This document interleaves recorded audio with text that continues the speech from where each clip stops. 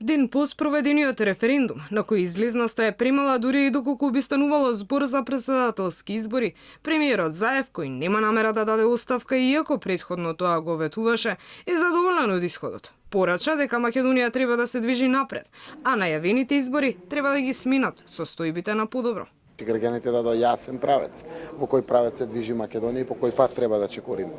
Ако некој понуди алтернатива на тие разговори, ќе разгледаме тие алтернативи. Но никој не вика што е алтернатива на НАТО и НЕУ, никој не вика дека има подобар договор или може да се направи подобар договор.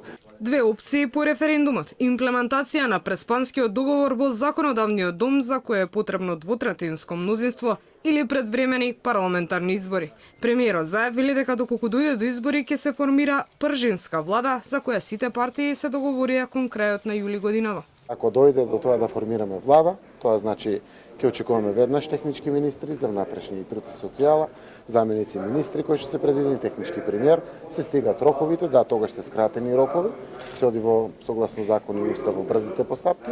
Против идејата на Заев за предвремени избори веќе се изјасни неговиот партнер во власта, лидерот на ДУИ Али Ахмети. Според него, Македонија има многу поважни работи отколку предвремени избори. Тој вели дека демонстриравме демократија за влез во НАТО и ЕУ, процес што значи реформа за затворање на прашањето со Грција.